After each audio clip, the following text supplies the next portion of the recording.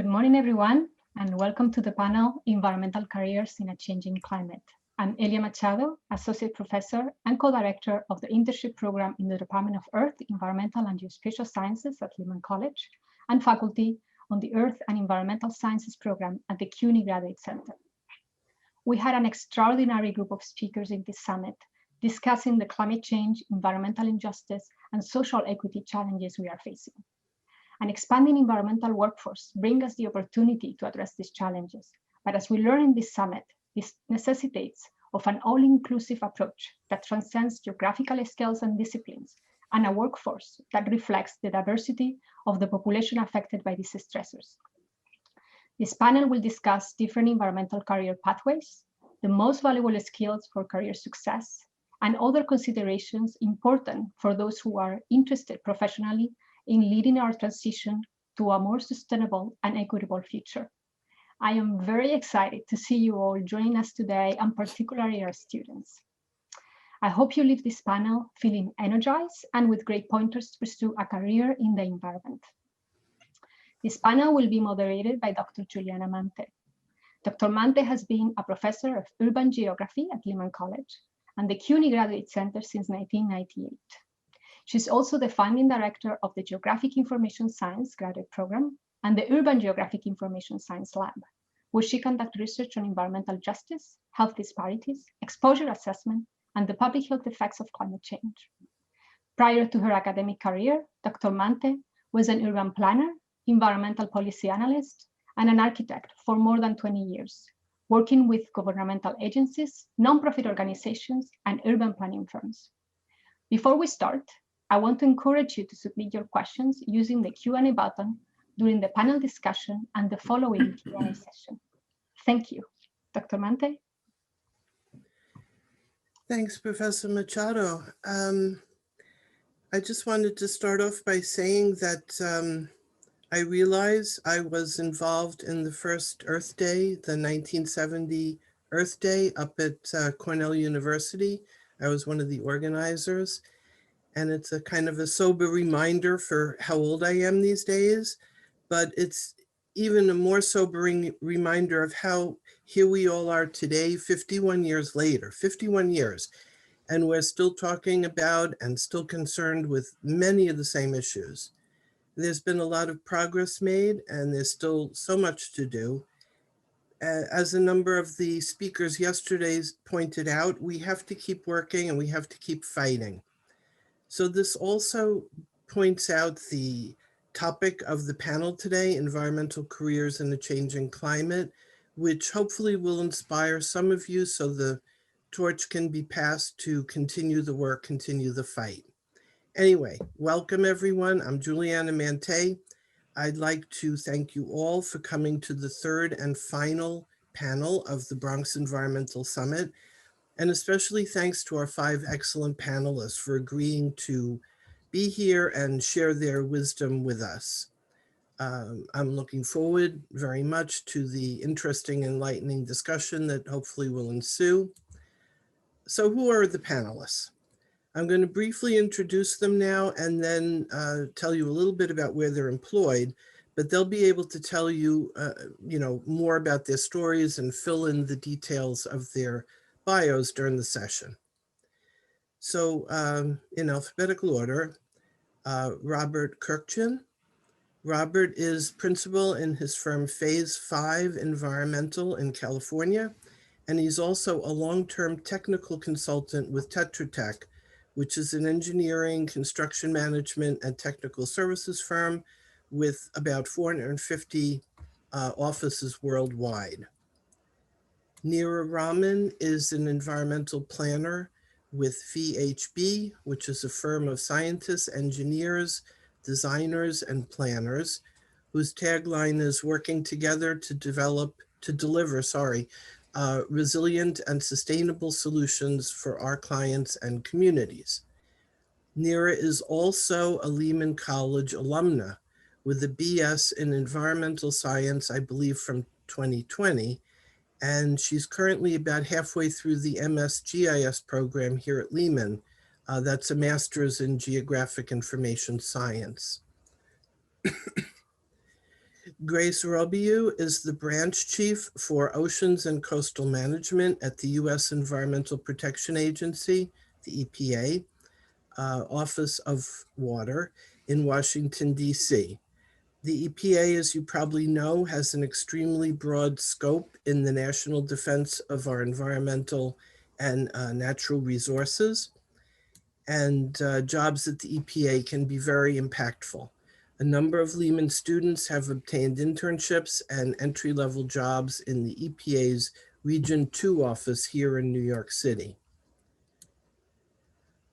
Khalil Shahyd is the Senior Policy Advocate in the Healthy People Thriving Communities program at Natural Resources Defense Council. The NRDC was one of the first, if not the first, and certainly the best known and most effective environmental organization to employ the strategy of litigation through the courts to protect the environment. Rachel Steinberg is the Director of Product Management at Sidewalk Labs, which is a company that develops urban innovations in design and technology around the world in health, transportation, energy, and the built environment, among others. So we have a really great representation of governmental, nonprofit, consulting, and private enterprise in the environmental fields. So you can get an idea of the breadth of what's possible.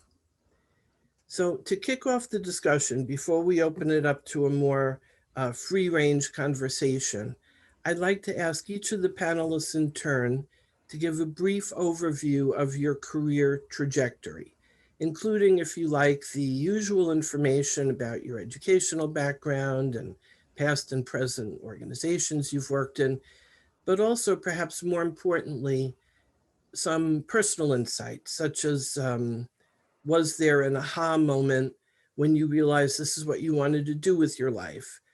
Was there a long and winding road that you took to get to your current position? Or was it more of a direct route? Well, describe a little bit what your journey was like, what inspired you, what were you passionate about that led you to the career decisions that you made? And I'm going to ask Grace to start off here. Hi, everybody. My name is Grace. Thank you for the introduction, Juliana and Elia. So I am from San Juan, Puerto Rico. I'm half Dominican, half Puerto Rican. I was raised in San Juan, and I went to college in Boston. I was a little bit outside of Boston. I have a bachelor's in science degree from Tufts University, and later went on to get a graduate degree in epidemiology at Johns Hopkins in Baltimore. I was one of these weird people, I guess, who didn't know exactly what I wanted to study. I knew I was interested in science. I was also a pianist. So I studied music along with science. And I can touch on that if anybody's interested. I can touch on that internal debate that led to the decision to pursue my career in science as opposed to in music. But I'd like to maybe focus more on the environmental part of my career. I entered college studying chemistry, and that quickly dissipated after how hard Chemistry 102 was for me. I found the environmental science field a lot more rewarding because it was more interdisciplinary. I personally belong to the first class that at Tufts University with the environmental science degree. It didn't used to exist before my class. So I think that contributes to say how hard it was for me to get a job that was well paid in this field 25 years ago, at least in my case. I've worked at the EPA for the majority of my career, 90% of it. And I find it really very rewarding. I am a second level supervisor at this time, managing, as Juliana said, the oceans and coastal work area. So I have worked on to protect rivers, streams, lakes, beaches, but I'm right now working on the ocean and where the land meets the ocean. I cannot say that I've had one aha moment in my career, I would point to several different moments where I have had to make an important decision. And I think I tend to call these rule in, rule out moments for some reason. That's kind of the term of art that I've used to define them. Because you keep walking in life and you rule things in that you like and you rule things out that you don't like. And slowly but surely things start making sense for you and your road starts taking shape. And that's the way that I would characterize what has happened to me. I would say that I have 3 personal insights to share with you today that we can talk more about if people are interested. The first being that I want to talk a little bit about public service and an internal debate I had about the fact that my political orientations were not necessarily consistent with, USA nationalists. I'm very much a Caribbean person and pro independence for Puerto Rico, and it was hard for me to reconcile initially those political orientations with working in the federal government. And I just want to say, if that sounds familiar to you, that sentiment, I want to say that I reconcile them by thinking about public service as giving to the entire population, as a very giving mission. And that's why, in part, I studied environmental science and eventually epidemiology, was to look at not the individual, but the population level. So I wanted to share that. Second, I wanted to share was that in reflecting about my personal experience, I would say that you always need to play to your strength and your uniqueness throughout your career. You have to be true to who you are, never sacrifice that. Uniqueness is what will set you apart and what will make you who you are and what you want to be in life. And that clarity in vision is not there at the beginning of your career, but it starts developing over time. And it's incredibly rewarding to find yourself 25 years later with a career in the field that I thought that I wasn't going to be able to have a career in. So I've been able to do that because I've been true to my goals, I think, or I hope, and true to my opinions as well, and what makes me diverse and different. And then the last point I want to make before my microphone is taken off here, the third point is that self-awareness is very important. Self-awareness. What I mean by this is that that makes you realize where you are at fault, where you have a need in skill development, what you're good at, what you're not so good at, and examining yourself constantly throughout your life and your career and at work is very important. I think that only makes you grow. That constant search for perfection might be too strong a term, but just constant search for improvement is what will help you develop new skills. It's what will always help you grow and move up in an organization. So I have other thoughts to share, but I'll stop there and give it back to you, Juliana. All right, thank you, Grace. That was really good, very interesting. Let's have Khalil next. Thank you, Juliana. Thank you, Grace. That was a really good background, good story. Thank you. My name is Khalil Shahyd, and as was mentioned, I'm a senior policy advisor for equity, environment, and just communities with the Natural Resources Defense Council, based here in our Washington, D.C. office. And my route to the environmental community was really winding. This was not where I thought that I would end up. As a really before college, but really during undergrad, I was a community organizer in New Orleans. My path, that what I thought, due to my family legacy and who I was with, I wanted to recreate the Black Panther Party. Those are my heroes. Those are my idols. That's who I was with. And so I had no idea, what I was going to do in terms of a long-term career, other than, be the second coming of Huey P. Newton is what I wanted to be. And, that being said, in college, I never really had, much, guidance or direction when it came to careers. When I first started undergrad, my major was marketing, because I was told that, you go to college to get a job, where do you get a job in a business? So I should study business. That's what I learned. I was never asked what my interests were.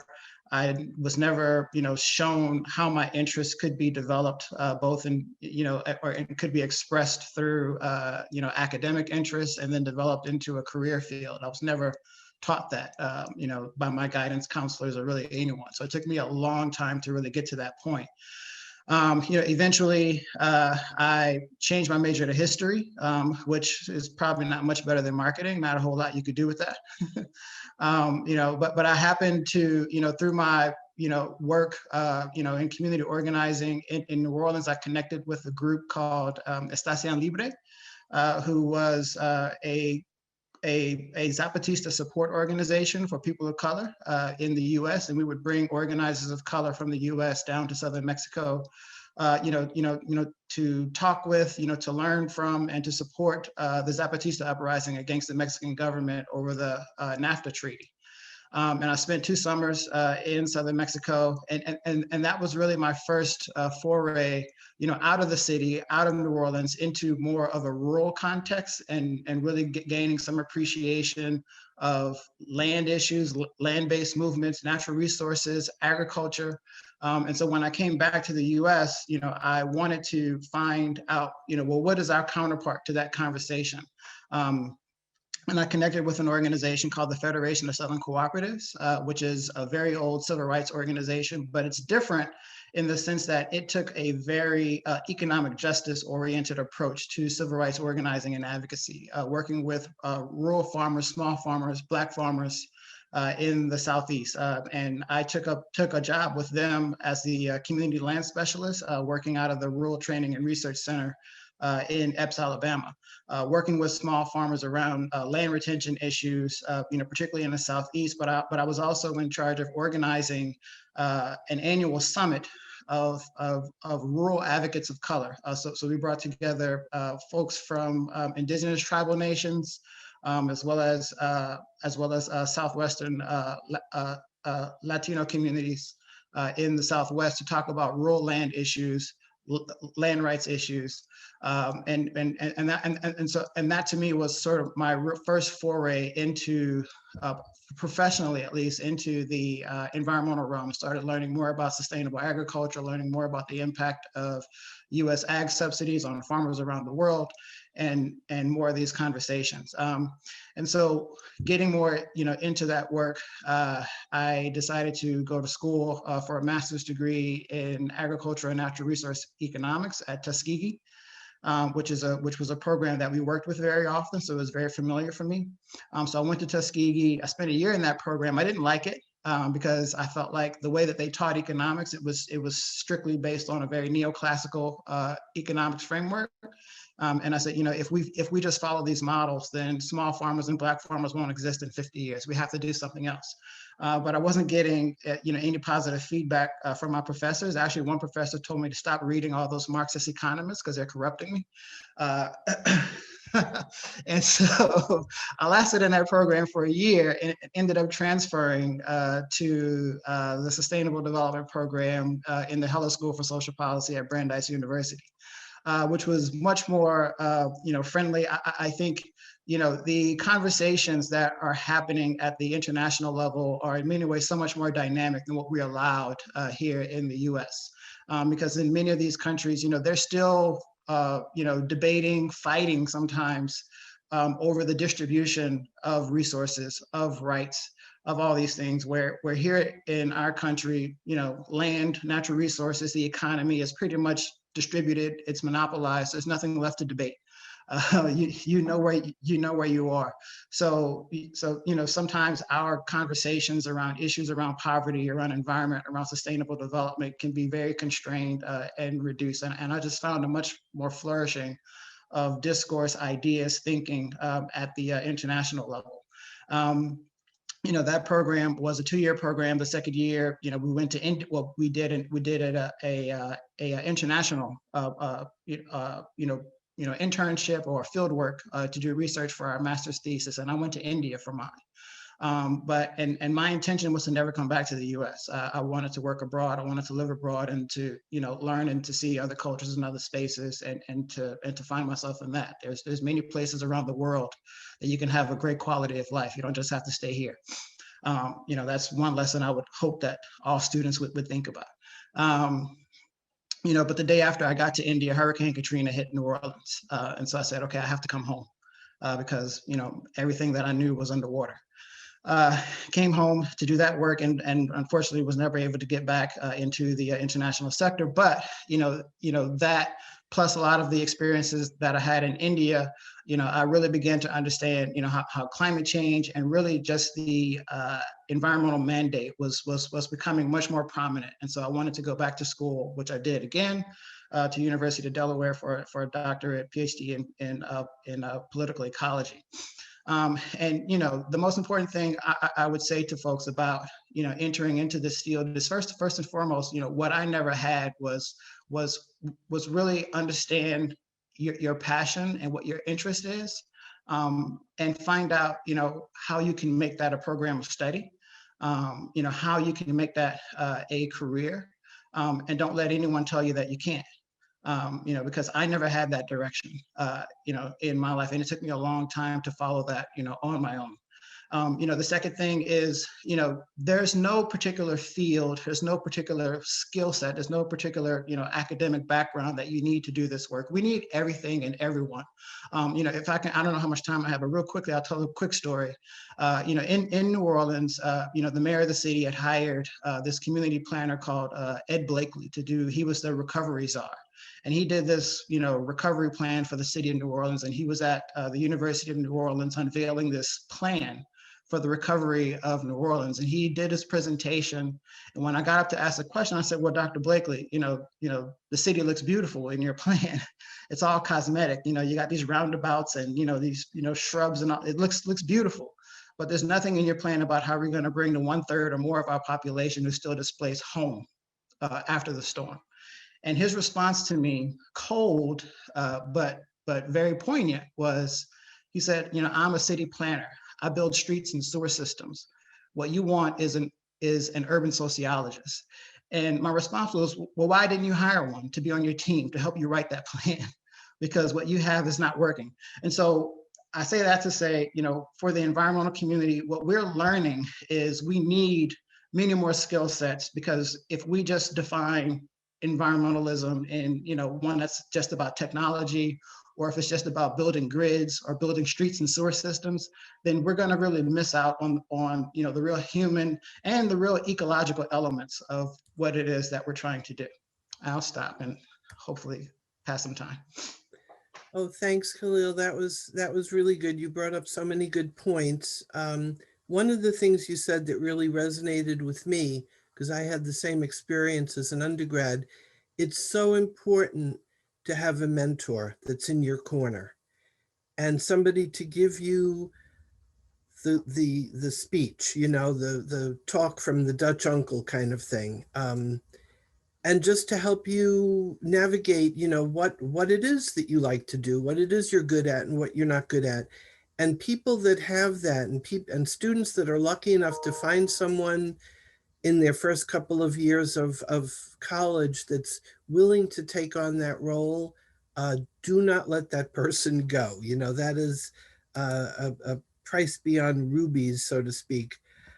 Okay, let's have Rachel next. Thank you, and thanks everyone for attending. So I would echo both of what Khalil and Grace have said, I had a kind of a winding background to get to where I am today, or to get to the career that I have today. And I would say that a lot of what influenced me in both my career and my trajectory was growing up with a sister on the autism spectrum. So my older sister was on the autism spectrum. And I think what I learned from that are all the core skills throughout my journey, which was cool because I got to learn them at a young age. But it's definitely taught me, like, if someone says, I remember at that time, there were a lot of people that would say, oh, your sister won't be able to ever do this or won't be able to do this. There was just a lot of no's. And I feel like in general, you encounter a lot of no's. And so I think throughout my career, I've always been like, well, if someone says no, there must be another way, versus taking it as a full no. So I started off, I guess, funnily enough, the same as Grace, and started with chemistry, and then very quickly realized the things that I loved about chemistry were just understanding the way that things work. Like, how do things work together? How do things piece together? And so actually ended up switching to architecture, and then switched to urban planning and public policy, because those kind of almost like took me one step up of understanding how things work together. So even with understanding buildings, I was like, but I really care about how buildings fit within the built environment.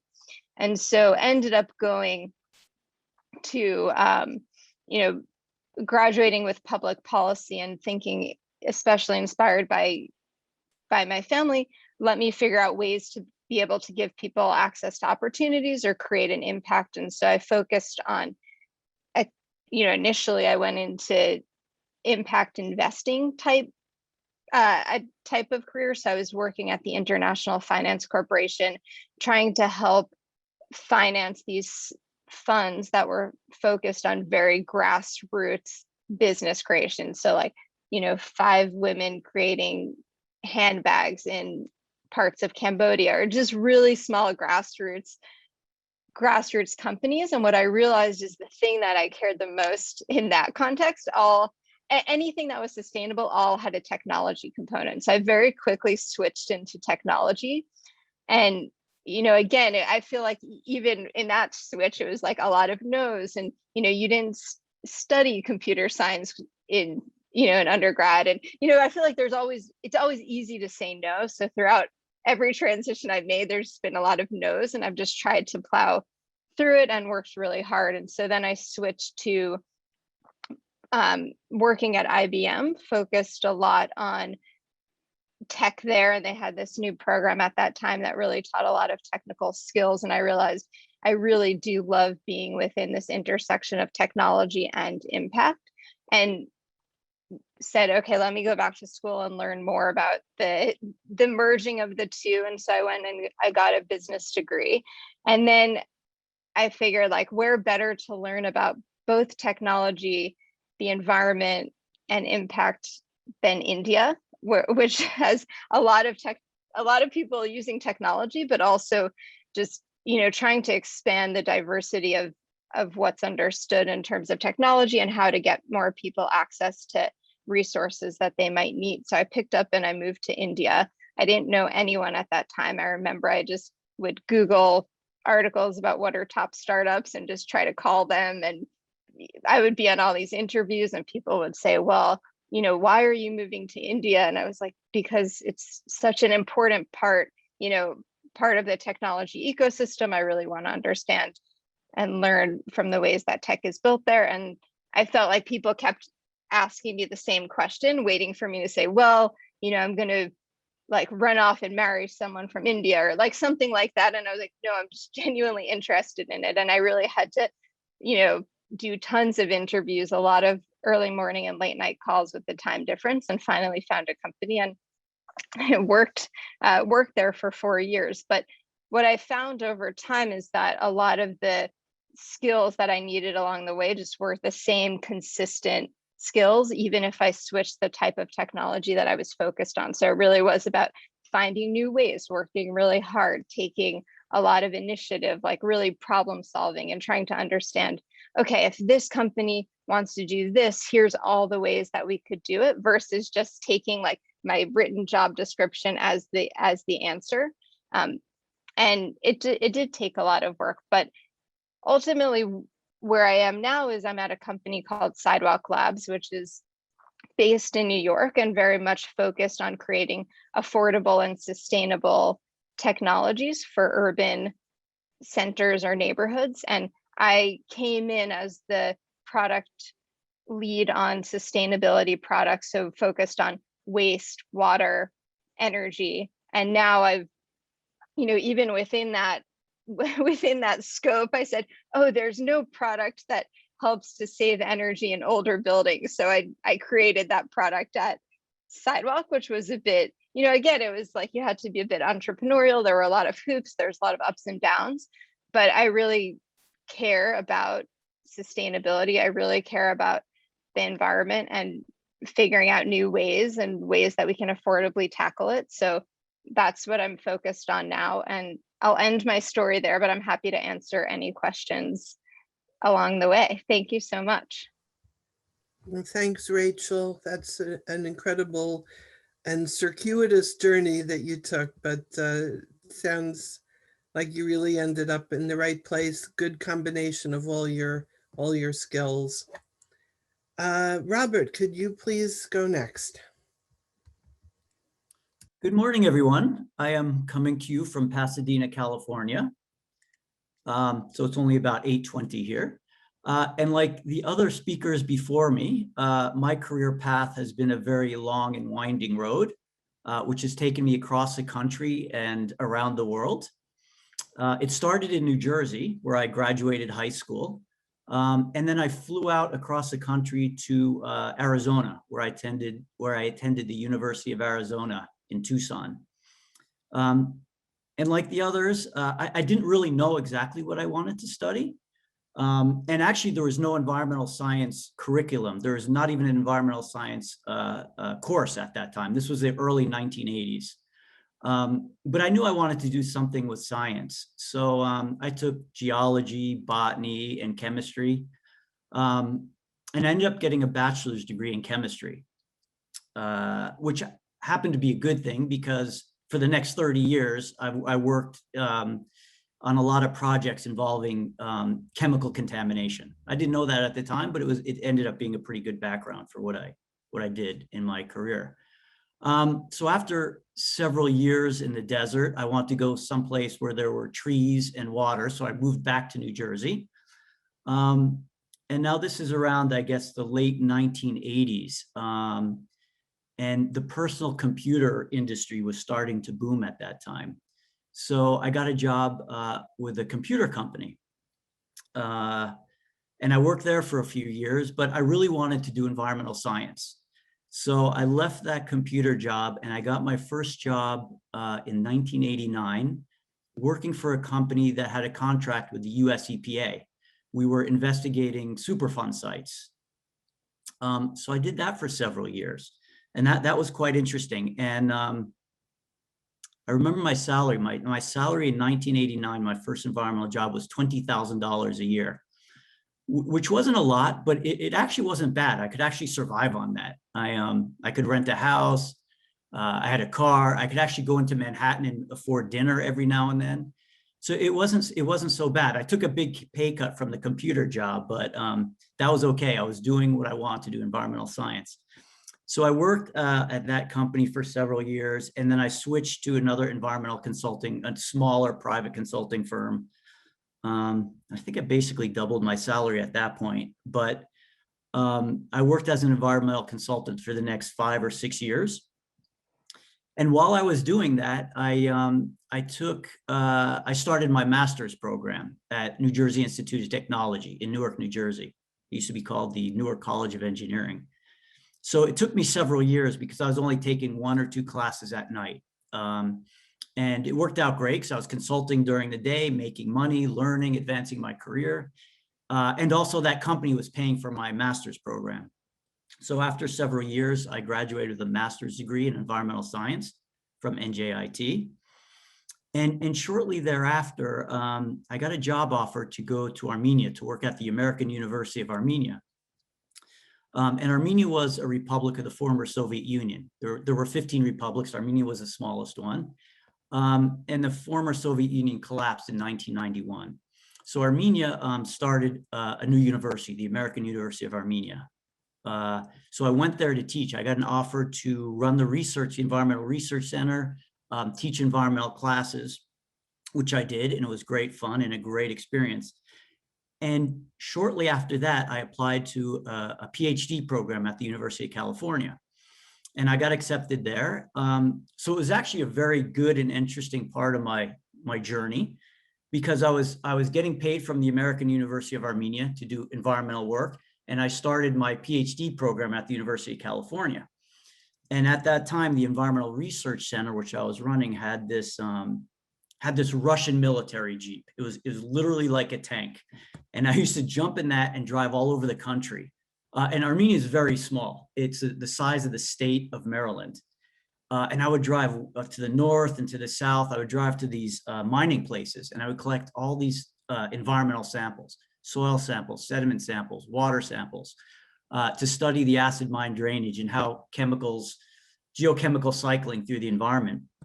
So I would spend a couple years collecting samples. I would bring them back to the University of California, where they had this very expensive equipment, this laboratory of trace metal excellence. And I would analyze all the samples myself, and then I would write my papers. So essentially, I wrote four papers on environmental chemistry and metal cycling in Armenia, and that was actually my PhD. I wrote an introduction, and that was my dissertation. So that was a really good, interesting time for me. I taught classes there in Armenia, and I actually created the first GIS system in the entire country. So that was pretty exciting. And after that, I returned to consulting, and I've been in consulting for the next 20 years. And I work on a variety of projects. So when I did my PhD, I thought I had this expertise in metal chemistry, right? But in the last 20, 25 years as an environmental consultant, you kind of do whatever work comes your way. So I kind of joke and say I'm the jack of not even all trades. I'm the jack of some trades, but master of none, because you do environmental consulting, which can be very fun and interesting. Every day is different. You work on very different projects. So what I've been doing, what I do now is I've been working on brownfield redevelopment for the past 10 or 15 years here in Southern California. California has a lot of coastline, of course, and there are old industrial properties. And we're now redeveloping those properties. So taking these contaminated brownfields, one, for example, was a power plant, 750 megawatt power plant site. Another was an aerospace manufacturing facility that just had significant amount of contamination. They had PCBs, hexavalent chromium, lead, chlorinated solvents, PCE, TCE in the soil, in the groundwater. So we work to investigate that, remediate the property, redevelop it. And it involves a lot of RPs, responsible parties, and a lot of times they don't like to spend a lot of money to clean up. So it often involves litigation. So I'm involved in litigation. And you also work with the cities, the counties, the regulators. So it's a very interesting and complex program, Brownfield Redevelopment, but it's very interesting. I would say satisfying. I am also on I'm a technical advisor for several non-governmental environmental NGOs. I'm a board of director on Chemists Without Borders. So I'm working on some interesting projects there. One is arsenic contamination in groundwater. And I'm also on the Environmental Advisory Commission for the city of Pasadena. I live in Pasadena, which is part of the county of LA. And I'm on the Environmental Advisory Commission, where I advise the city council on environmental projects, the clean air program, water resources, et cetera. So that's just a very brief picture of my pathway and how I arrived to where I am today. I've worked all over the world in Armenia, Bangladesh, Indonesia, Philippines, Vietnam, among others. So I'm very happy to be here today. And I'm happy to, and I invite anyone to contact me via email if they have any questions or they'd like to discuss any of my experiences further. Hey, thanks, Robert. That was, very comprehensive. You've done a lot of really interesting things. Grace actually made a comment on our internal chat that there's a lot of similarities or sort of cross-pollinating experiences that you've seemed to all have had. Let's hear from our last panelist, which is Nira Rahman. Hi, everyone. Thank you so much for inviting me today to be on this panel. I'm really happy to be joining my fellow panelists in discussing environmental careers. A bit of background on myself. I was born and raised in New York City, and I'm currently residing in the Bronx. I would say that I got interested in environmental science at a young age through my schooling, where we would take class trips to the Bronx Zoo and Botanical Garden. I would also say my family, who immigrated from Bangladesh, had a close relationship with nature, and that sort of developed a similar appreciation in me. That, coupled with the fact that climate change and its impacts are becoming more pertinent to address for my generation and for future generations, motivated me to build a career and profession in this field. So when I was applying to colleges many years ago, I decided to pursue environmental science, and that's how I ended up at Lehman. But this seemed like a broad field to me still. And so in addition to my studies, I also wanted to gain some hands-on experience. And my first experience was working with housing organizers at a local nonprofit, Northwest Bronx Community and Clergy Coalition, which is like a 5-minute walk from Lehman College campus. And I learned about the structure of local government, issues facing the Bronx, and how adverse environmental impacts disproportionately affect low-income minority communities. And this experience kind of allowed me to take a step back from the more theoretical concepts I was learning in class and really see the disparities that reside in these issues. After this experience, I worked as a research assistant to observe how local species react to urban environmental impacts, and how researchers can take their work out of academia and collaborate with local organizations and municipalities to address issues of conservation and pollution. Before landing at VHB, I worked with policy advisors at the Mayor's Office of Resiliency to address flood risk in the city's coastal communities. And this experience was a coalescence of my past experiences because it combined scientific research and community outreach. For instance, I was using sea level rise projections modeled by climate scientists as a basis for the outreach that I was doing to these communities, and to find solutions surrounding issues of flood risk and access to affordability in terms of flood insurance. So currently I work as an environmental planner at VHB, a consulting firm in the city. And while my past experiences were more in the public sector and nonprofit work, this is a new and exciting opportunity for me because I get to see how the private sector and companies deal with environmental issues in an urban planning context.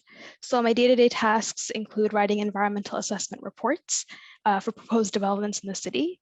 And these reports rely on the City Environmental Quality Review Technical Manual, secret technical manual. And it basically assesses the project's impact on land use, air quality, noise, open spaces, and other technical areas. And very much like my education as an undergraduate, which was interdisciplinary by nature, so too is my profession and the work that I do on a day-to-day basis. And so I would say that it's been a bit of a long and winding road for me, but definitely one that has taught me a lot about myself and the role that I want to play in my community to address these issues at large. So thank you. Oh, thanks, Nira. Could you just speak briefly about how you see GIS as helping you in your career, or do you use it now in your job? Yes, absolutely. So in addition to working as a planner at VHB, Dr. Maantay mentioned previously too that I'm also pursuing a master's in GIS. And that definitely plays a large role in the work that I do because when a client comes to us with a proposed development, a lot of these reports rely on showing the existing conditions of an area and the context. So I'm creating land use maps, I'm creating maps that show open spaces, And a lot of our analyses rely on showing what the maps are. We also work with architects and landscape architects to develop concept plans and massings of the proposed development. So while the maps that I do show existing conditions, we work with architects to visualize what that proposed development will look like once it's up and running. So for sure. Good. Great. All right. Well, thank you all for answering that sort of long and winding road of a question. I think it's worth remembering that, you know, whether our path is more of a direct or more circuitous, really all the cumulative experiences that we have add up to the sum of who we are and where we eventually end up, even if it seems that some parts are maybe not directly related to what we think we're doing, but you never know what's going to happen in the future. I myself have had 4 very distinct careers, very different, but they all very much contribute to what I bring to my current position in academia. And I think it's safe to say that, you know, we're never finished. We need to be lifelong learners. I've had master's and doctoral students ask me, you know, oh, Professor Maantay, how long did it take you to get your PhD? And I have to say to them, all my life. Yeah, I've been working on this all my life. Okay, so let's move on to the, there's a set of shorter questions, and I'm going to ask one of the panelists to start, and then others can chime in, you know, as they feel they want to. You know, nobody has to answer, but if you have something to say, then definitely let's open it up to everyone. And I'll ask Grace this question first. What have you learned that's been key or at least helpful to your professional success that you wish you would have known when starting your career?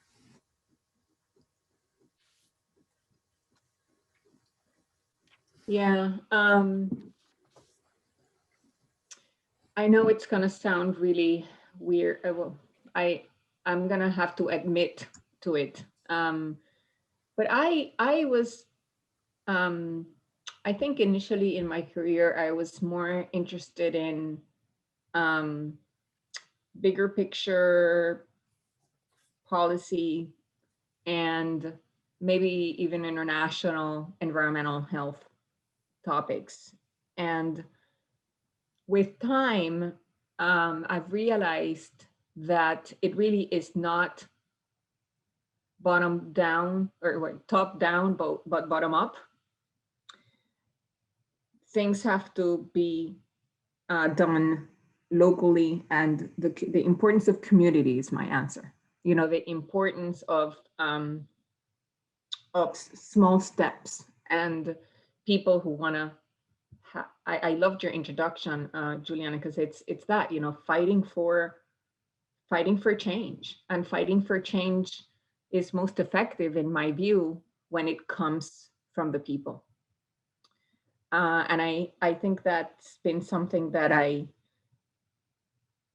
guess it should not have been a surprise, but it has been for me, because I was more kind of interested in more like the, you know, top tier, hierarchically speaking, issues, more kind of policy level and international negotiation level. And I think climate change is a good example of the importance of working at all levels. And for me, the more I work and the more experience I gain, the more I realize that where I want to be working is more at the community level. That's where the real impact is. Excellent. Very, very, very interesting insight. I totally agree. Anyone else want to chime in on that one?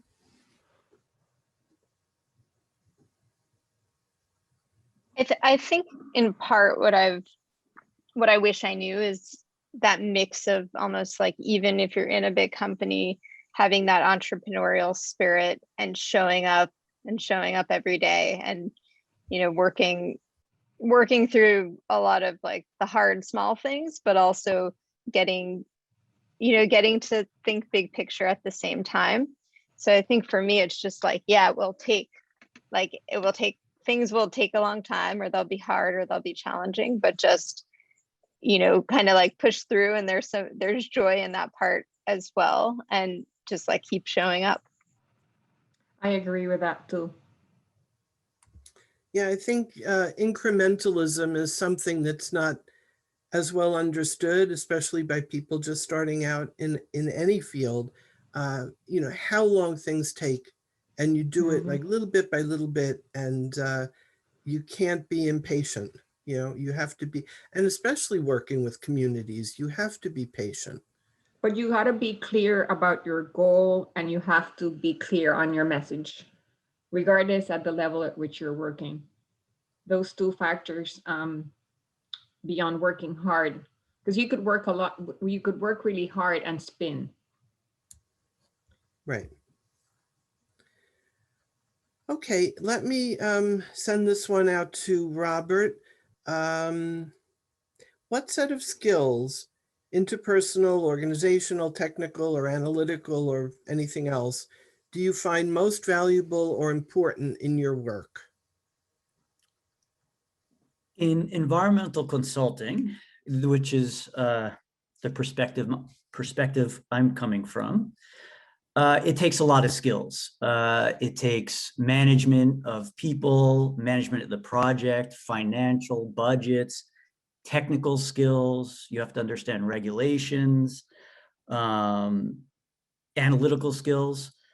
But actually, I would say this is an easy question because I think the most important skill is interpersonal skills and communication.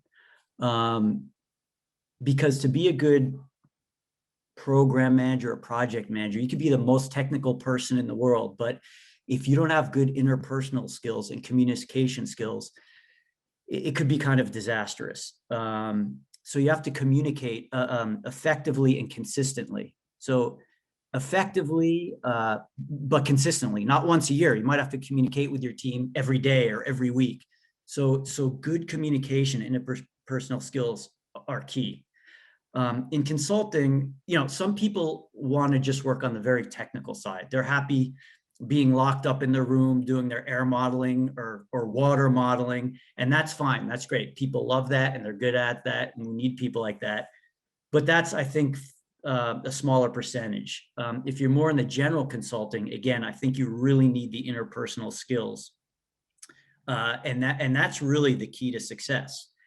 You could actually be, I think, a non-technical person. I know a colleague of mine out here, he graduated with a bachelor's degree in philosophy. And for 27 years, he ran the largest water supply company out here, the municipality, because he had good communication skills. So you don't necessarily have to be technical to run a technical program. In fact, you might be better not being technical, but you have to have those interpersonal skills, those communication skills. That, to me, is the most important. And I could probably apply that to any job I've had my whole life, even if when I was a waiter in college, right? I mean, your tip is based on your good service, your skills, your interpersonal skills, right? So to me, that's an easy answer, and it's interpersonal skills. Hone those, develop those, and build relationships. More than just networking, I would say quality over quantity. Building relationships. I work with some clients now, I've been working with them for 5 or 10 or 15 years, and they always come back to me because we built this relationship. They know they can trust me, so you have to build trust. So if you say you're going to do something, you deliver on that promise. So interpersonal skills, building relationships, building trust. Yeah. Great. Being reliable too, right? Being reliable. Yeah. All right. Anyone else want to say anything? Elio? Yeah, if I could really quickly, because I fully agree. One thing that I had to learn coming in, because I'm really good at sort of big picture visioning and thinking, and I was less the detail oriented person. I don't really not really strong on that side of my brain. And so, that project management, because I'm an academic, I went to school, to study and got a degree in a field and a topic, and it wasn't project management. So that was something that I've had to learn. And with the relationship management, because that's really what a lot of it is. You're managing these different relationships. I think it's also important to recognize, and hopefully you're in a supportive institution, that not everyone is an introvert. An extrovert. Some of us are introverted by nature, and so in those situations, you want to have sort of a core group of people who are your kind of, who you can safely, build relationships with. Particularly, my organization, we're over 700 people, at NRDC, and it can be, it wears you down, to have to manage, so many different relationships with so many different teams and partners and projects, particularly, if you are an introvert. But having, that smaller core group who you work with more regularly, who you're comfortable with, who can then kind of, be your proxies to speaking to other people, I think, is something that, I've learned to do effectively. And again, it helps to have an organization that's supportive, that understands those dynamics and is willing to work with people through it. Because, relationship management is difficult, and it doesn't have to be done in one way. And it's also something nobody ever teaches us in college. You're on your own when you get out there. You have to figure it out for yourself. So. Hey, Juliana, I wanted to support something Nira said earlier about GIS. I would say that if I reflect on my career at EPA, in the past 5 years, I've seen an exponential increase in need for GIS expertise. We now look for it in resumes actively, where it didn't used to be the case. And the other thing I wanted to share is my experience, maybe not so much in resume searching, but my experience is that whatever statistics I took in college and grad school were so important. I'm not talking about running statistical analysis, very fancy stuff, because that's not what I do. But in a leadership role, you got to be able to understand data, and you have to be able to make sense of it and give it the proper weight. And if you don't understand the basics of statistics and you're dealing with data, you're going to be in trouble. So when I look back, organic chemistry, not very useful. Some parts of, biology, chemistry, yeah. But statistics, I would put a big star next to it. I think I've used every single class I took and gone back to my textbooks. And it's interesting which classes you really use, because there's some that I actively use in my day-to-day life. It's very interesting. Yeah. Can I add really quickly to that? Because I fully agree on GIS mapping, but also just data visualization generally. Because that's essentially what we're talking about with mapping. But any type of data visualization is very important. And we're working with EPA and the White House on creating a new climate and economic justice map for the entire country. It's going to be, and so everything is going to be about mapping and how we're actually visualizing data and using that data to create, targets and goals that we want to achieve by 2050, for example, when it comes to climate. Yeah, I concur, and I always thought I was a little biased about it because I'm a GIS person. One of our required courses in the master's program is geostatistics. And students, some of them have no statistics background and they go into it and it's like, I'm not, but by the end, everybody kind of, gets it.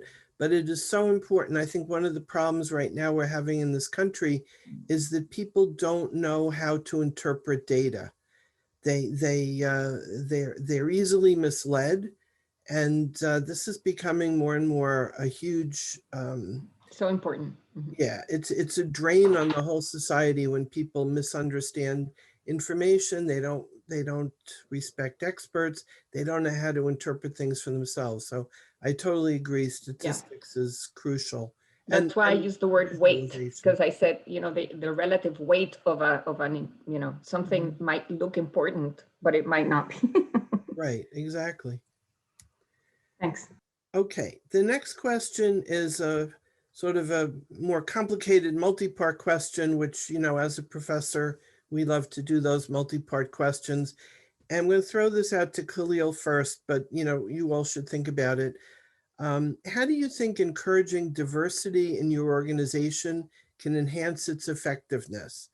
Are there dangers in having a monocultural workforce in the environmental fields? And if so, what are the dangers? And lastly, how do you think in general, environmental justice and equity issues are being addressed in the traditional environmental fields?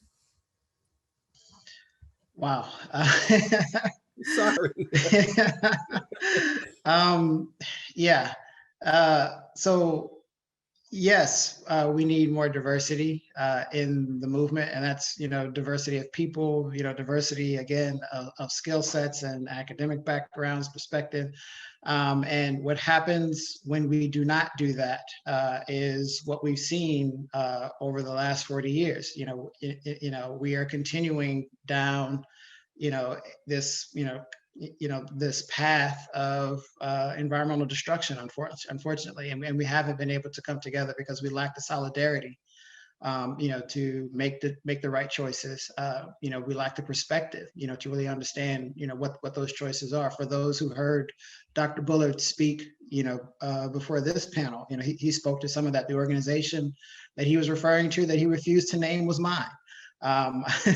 You know, and that's even with, you know, the fact of, you know, the history of NRDC as a legal organization was built on the model of the NAACP Legal Defense Fund. So, you know, we use the civil rights movement, we use civil rights organizations and that model of advocacy to create this large environmental organization, but then turned our back when, you know, folks from those communities, you know, came to this institution, you know, seeking help and redress for issues that we were dealing with. You know, we've seen it in our attempts to get national climate and environmental policy, where, you know, those efforts are undermined, you know, because of the impacts on labor, because of the impacts on, you know, impoverished communities. And if we don't take in those perspectives front and center, then, you know, we're not really going to be successful. The IPCC report that came out in 2018, I believe, stated, you know, very clearly that we are not going to reach the 1.5 target. You know, we're gonna overshoot that target unless we address climate change in a way that simultaneously addresses poverty and inequality. And particularly our domestic focused environmental community in the US has not taken that message to heart. We have not fully embraced that message. We don't really know how to do that work that way. And so, you know, we're still learning, you know, to build that type of movement. We're still learning to do that work. Part of the problem, again, is, you know, we exist in a country that, again, for the last 50 to 75 years, you know, has not legislated in the interest of communities of color, of poor communities, of working class communities. We've seen the minimum wage go further and further out of sync with the growth of the economy. And all of these things, you know, play a factor, because we can talk about environmental justice and environmental equity within our organization, but none of that will win you 60 votes in the US Senate. And unless we commit ourselves to ensuring that that happens, you know, we're not going to fully embrace and engage environmental justice and environmental equity as a strategy or a goal of our movement. I endorse every word you said there. Thank you. Anyone else want to chime in on that one? Yeah, diversity is just a benefit, right? It offers different points of view. And the more points of view you have, the better solutions, better approach you can come up with. You know, whether it's even age diversity or social status or cultural background, right? So just age diversity, for example, you know, I work as a program manager and we hire entry-level staff.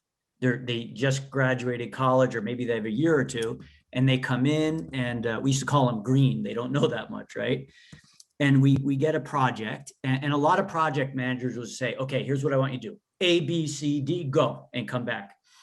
I never liked that approach. I would bring them in and say, how do you think we should approach this problem, right? I have 30 more years experience than them, but sometimes they would come in with fresh eyes. They would come in with new ideas that I never even thought of. Maybe they're simple, maybe they're complex, but they would come up with new ideas just because they're younger, they have a different background, and it would give a better solution. I also mentioned I worked in Armenia for many years, which was part of the Soviet Union.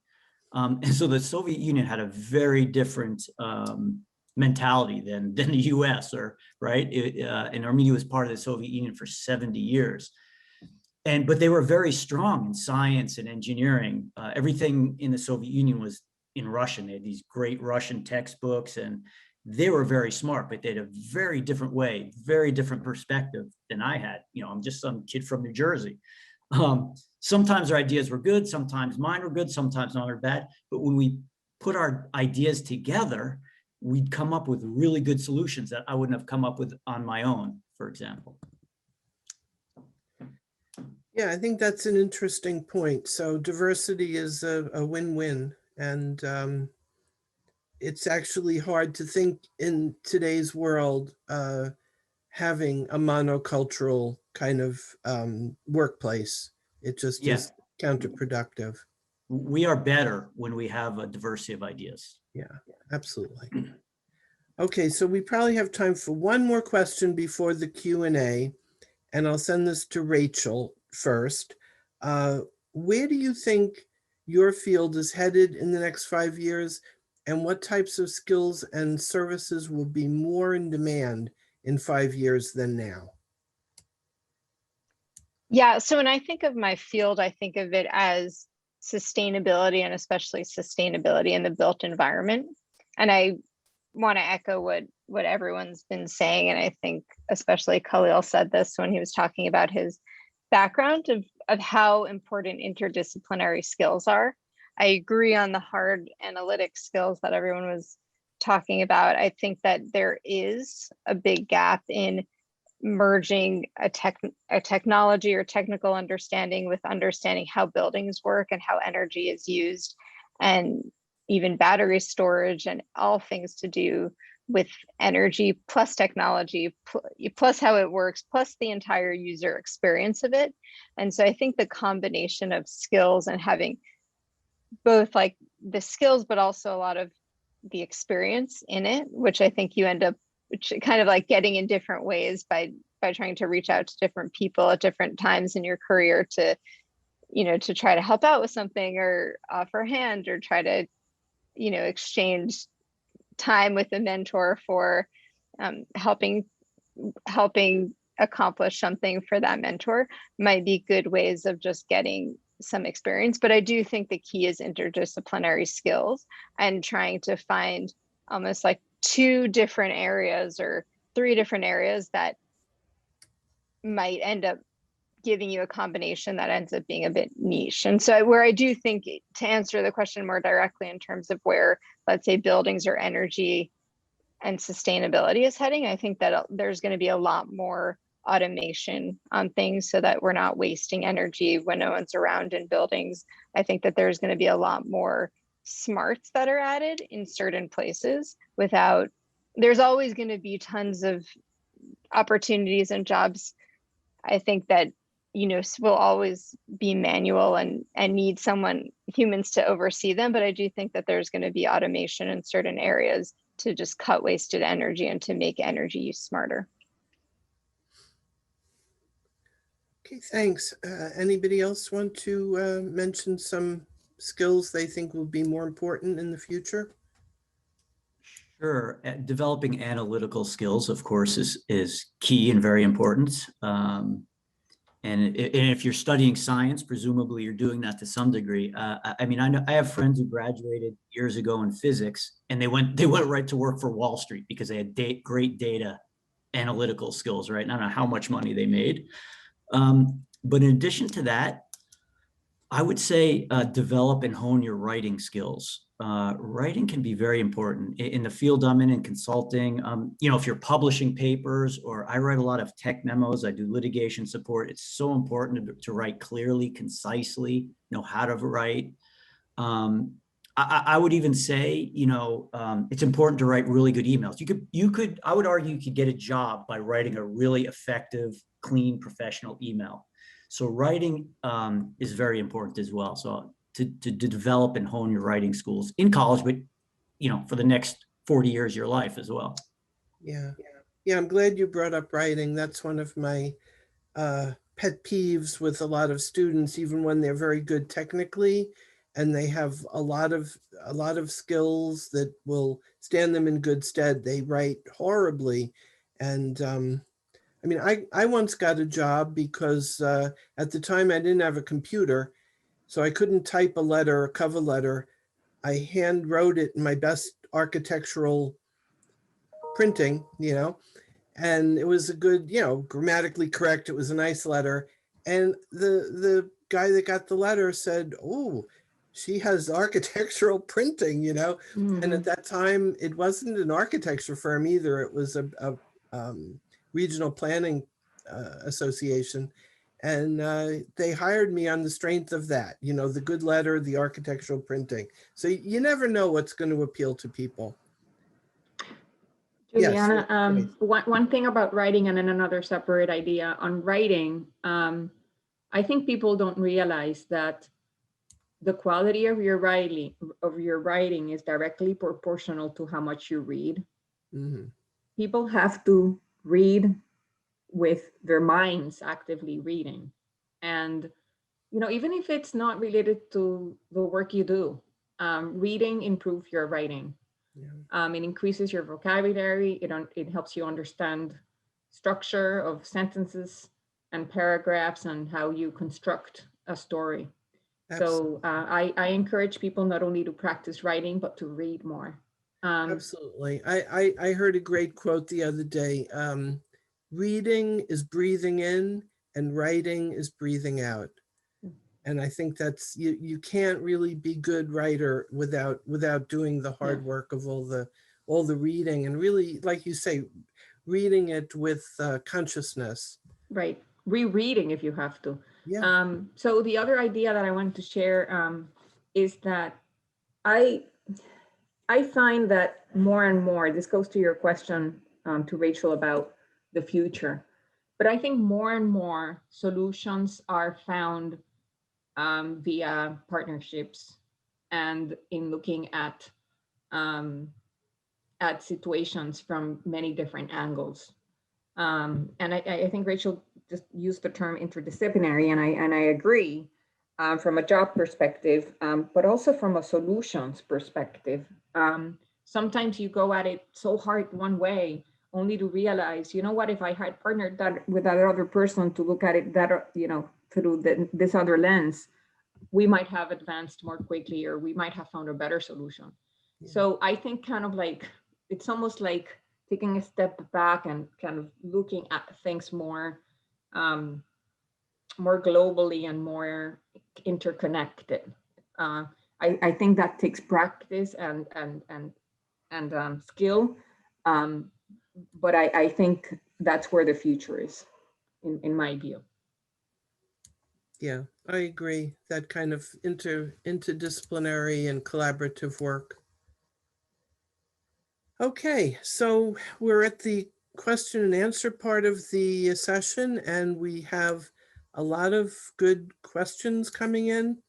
So let me just scroll down. Okay, actually, here's one for Grace.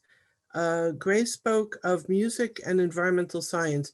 Is there a place for creativity, cultural heritage, and art in the environmental realm? Wow. I think definitely yes. And I think creativity is everywhere. It's not just in the arts. Creativity is in how you approach a problem, and how you work with others. So I think definitely there's nexus points between these things that you mentioned. And I think they probably occur in the space of this conference, you know, the space of environmental justice and equity and climate justice and community work. So, and you know what, if you don't find a job, create it, as somebody else said previously. Yeah. It doesn't, if you don't find it, do it, create it. Yep, good advice. All right, here's a question that came in for Rachel. For students majoring in biology with an interest in Sidewalk Labs, where do you see us playing a role in your company? What particular skill sets do you look for? Are there any particular courses that would be helpful? Yeah, I mean, there's a wide range of roles that fit into Sidewalk, and sometimes even the roles that are put up certainly surprise me. I agree with, you know, many of the things that were said before in terms of having a mix of skills, and then good writing, good communication, good, you know, trying to almost like, I feel like this is what I did when I was younger, like trick my way into getting experiences with people, where I would just be like, no, but how about I help you on this problem that I know you need help with, or, you know, trying to just, I think, accumulate experiences. I think regardless of what, I feel like there's so many people I know these days that their undergrad helped them in completely different ways than they expected, or their educational background is completely, you know, different from what they expected. But it certainly helps. I think it certainly helps to be able to try to get like small experiences or hands-on experience in different areas, whatever might interest you, and then, you know, just go for it and keep like I said, almost like keep applying or keep pushing or keep, you know, just try to, like, you'll probably get not specifically from Sidewalk, but I think in life you end up getting a lot of no's, and then you just have to find the creative angle to get yeses on the journey. Good. Okay, this one is for Khalil. If my background does not have any policy, will I still find jobs at NRDC? What if I'm a STEM major? Yeah, absolutely. We actually have a science and analysis center within our organization, which is staffed by, you know, health scientists, engineers, environmental scientists, biologists. So there's definitely space for that. I think that there's also, you know, we do a lot as well. And with Rachel, I'm surprised we haven't crossed paths, but we do a lot in the building space on energy efficiency. And so, you know, building scientists, you know, engineers, architects, you know, there's definitely room for, like I said, any and multiple types of skill sets and backgrounds. Okay, here's one. Sorry, can I just say one more quick thing? Oh, sure, go ahead. When you look at Sidewalk Labs, if you just Google search Sidewalk Labs jobs, there's a role that says Student Talent Network. And, you know, almost just to stay interested or updated, you could certainly apply to that role. And my email at Sidewalk is pretty easy. It's just r@sidewalklabs.com. So just the letter R. So you can always just reach out to me as well if, you know, if you submit it, and I can also, you know, recirculate resumes and things like that. We don't hire for tons of roles, but it's always just good to get in, you know, to get in the system with resumes and stuff. So feel free to apply there and also email me. Okay, thank you, Rachel. This for Nira. It's a two-part question. How has your education at Lehman, I guess, prepared you for your job? And could you talk about what is the most, I know you're a relatively recent employee there, but could you talk a little bit about what's the most difficult aspect of your job? Sure, thank you for that. Yeah, so I would say that Lehman's environmental science program is very interdisciplinary by nature. And so in addition to taking classes on ecology and biology, I was also taking classes in political science and philosophy. And these really helped shape, and we discussed this earlier, to create a more holistic approach to solving these issues.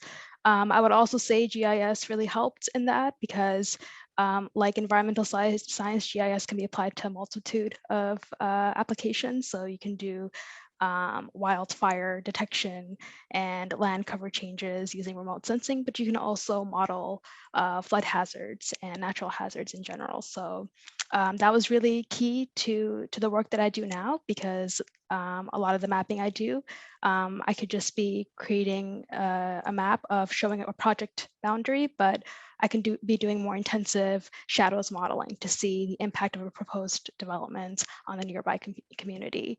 What was the second part of the question? Sorry. What's the most difficult part of your job?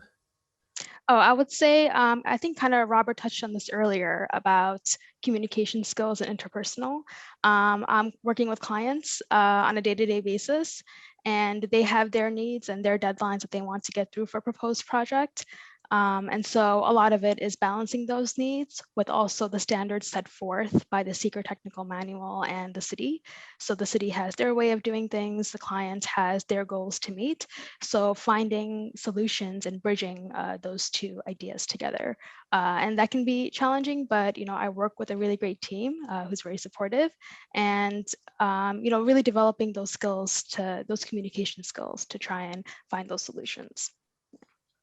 Okay, great. Thanks, Nira.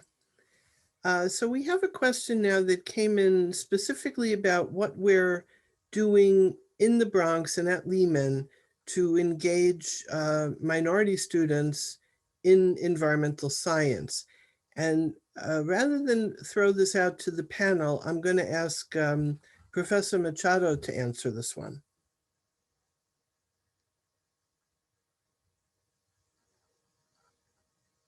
You're on mute. Okay, can you see me? Yes. Well, we do have at Lehman one of the most diverse programs. We do have international students. We do have, in our classes is often a very good balance gender-wise. But what I can talk about our programs in the Earth, Environmental, and Geospatial Sciences program, our classes are also small. We do work with students a lot. We are aware of their needs. We do a lot of advising. So often, sometimes there is specific circumstances that we have to accommodate, and that came through clearly during this period of COVID.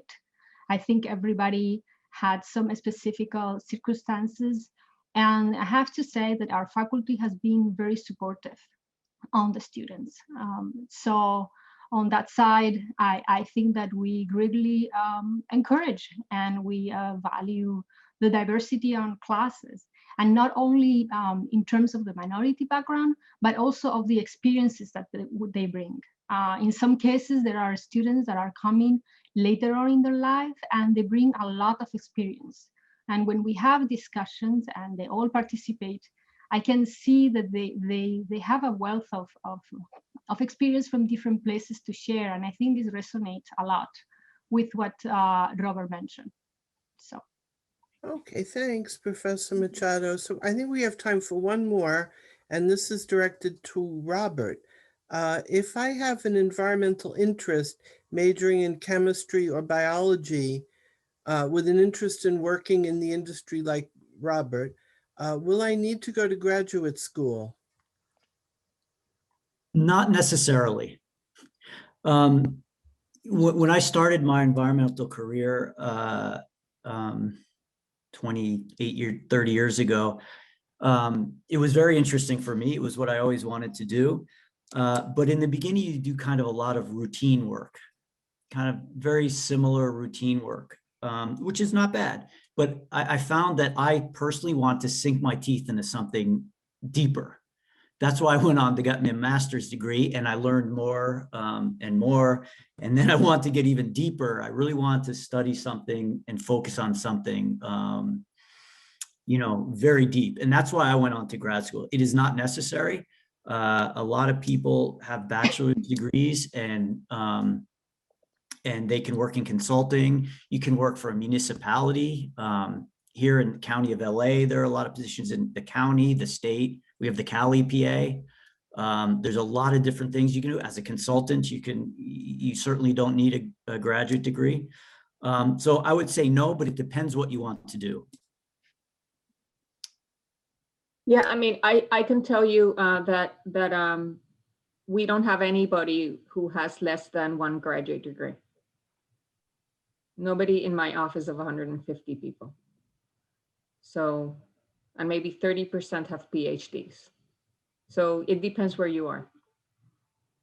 Yeah. Okay, well, we have more questions, but unfortunately we're out of time. And I want to encourage you, if you had a question and it didn't get answered, please use the networking section of this event platform to ask our panelists or myself or Professor Machado any additional questions. We want to thank the panelists really very, very much. It was a really great session, I think. Robert, Nira, Grace, Khalil, and Rachel, and of course to Professor Machado, who organized the panel. And now please join me for the closing remarks from Pamela Mills, Dean of the School of Natural and Social Sciences at Lehman.